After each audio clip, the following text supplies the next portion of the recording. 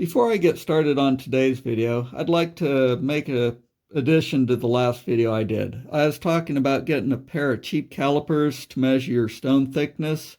I think probably the best value would be to buy a pair of 0 to 1 inch mics off of eBay. If they're a little worn, it won't matter. Measuring your abrasive stones is really hard on them, so you don't want a new pair or a good pair, and this pair doesn't measure stones unless I've got a feeler gauge over the abrasives. So let's get on to today's video. I wanted to talk about the abrasive you want to use. Is it diamond, aluminum oxide, silicon carbide? Even though I make diamond stones, I don't think they're the best for everything. Of course, there's no global declarations in knife sharpening that really work. I don't like using diamond on softer steels. I still like to use aluminum oxide on softer steels.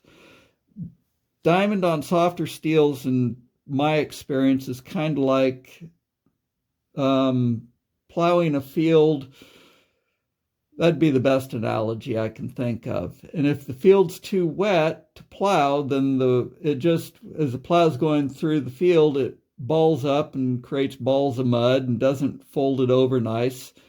And likewise, diamond will grind furrows in the soft steel, kind of push it around, balls up on the sides of the scratches, and doesn't really remove it cleanly. Whereas the aluminum oxide just does a far better job. Diamond likes stuff that's really hard and crisp and creates a chip. Do try out aluminum oxide if you are new to this and just focusing on diamond. Of course, it all depends on the steels and blades you have. So, let's talk about, next up on my list is kind of pressure. How much pressure you use depends on a few things. Other things I was going to talk about: speed versus quality of cut, and dressing your stones. I like light pressure. I always have, even on aluminum oxide. I don't like the idea of using more pressure to break the stone down so it naturally sharpens. It just increases the wear rate, and it does a lesser quality of job grinding. Got a lot of experience grinding tools, so that is how my thought on that. If I want the stone to be sharpened, I'll do it as dressing. It's more controlled, it does a better job. So light pressure also does less harm to your knife. It creates shallower scratches, which brings us to speed versus quality. The faster you grind metal off your blade, the more damage you do to it. When you scratch steel, or just about anything that we use for blades, you cause fractures in the steel itself below the scratch, and those fractures are roughly the same depth as your scratch. So, in theory, when you're going between grits or grinding through your grits, you're supposed to remove as much material or twice the amount of material as your deepest scratch. So you remove the scratch and then that much material again before moving to the next stone. It's overkill, but that is the theory. And if you're grinding precision optics, that's what you do. So we're back to the other leg of the stool is dressing your stones. You dress your stones to flatten them as well as to sharpen them. The abrasives do get dull, especially the softer abrasives in use, so it's beneficial to dress them. How often? That's up to you. That's something you'll learn.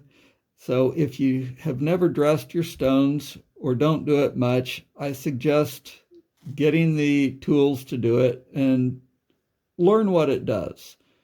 It makes a huge difference. There's been many stones that I didn't like. I didn't understand why people liked them until I dressed them, and then it became obvious. And there's only one way in my experience to dress stones, and that's with loose abrasive on a flat plate.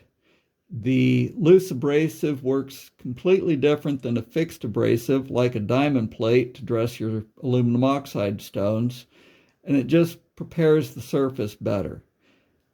Again, all in my opinion, for resin bond stones, I think it's absolutely the only way to do it. We tried sandpaper, wet and dry sandpaper. It never worked very well. I can't think of anything that works remotely as well as loose abrasive.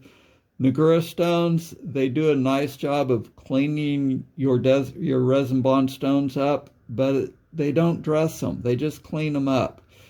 And the stone will not cut nearly as well as if you did it with loose abrasive. And for more on that, I've got several videos on dressing. The advice in those videos applies to all stones, not just resin bond diamond.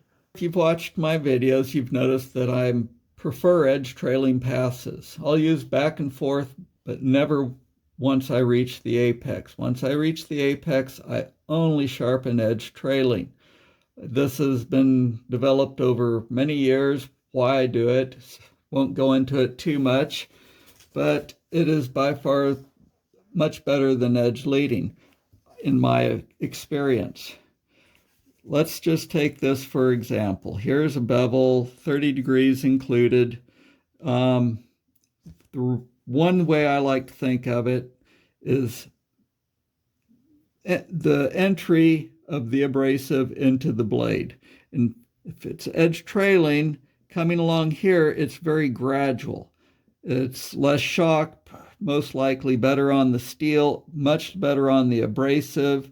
And as it comes off, it's easier on the apex, in my opinion. If you're edge leading, the abrasives stick down some, and they will impact the apex, which is the most fragile part of the blade. It can not only it will grab the burrs and fold the burrs over between the bevel and the stone, tearing the burr off, and quite often causes microchips in the blade or in the apex. Early on, I was seeing stray scratches with the 4,000 grit matrix stones. Quite often, those stray scratches led to a chip in the apex. When I changed over to edge trailing, those stray scratches going to a chip disappeared, and the stray scratches were greatly reduced. Pretty much just left up to contamination, which is another subject we'll go through. So anyway, I am firmly in the edge trailing only camp, even with aluminum oxide. Yeah, it's something I should test out more, but just out of curiosity's sake. So brings us up to deburring. I do not deburr with the stone between stones. I don't worry about my burrs until I'm done sharpening the knife. I don't believe deburring with a light edge leading pass is a good idea for the same reason. It folds the burr over and damages the apex. From what I've seen, I don't have an electron microscope to really know for sure, just my experience. We'll cover deburring later and when I talk about stropping. Next up, I want to talk about microbevels. I started out where I would raise the stone arm just a little bit on the last stone, just to make sure that final stone was reaching the apex and truly cleaning it up.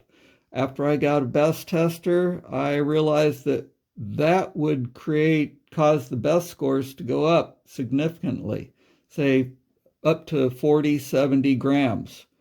Just the ultralight pass, only the weight of the stone arm on the blade, and just a few passes, and that's all it would take to make the best scores crater. What it is that apex is very fragile and you're point loading on it, so even though you think there's very little pressure on it, it's focused right on the apex and it just crumbles off, basically. Well, I think that's it for today. Hope you enjoyed it. Thanks for watching. Stay tuned for the next one.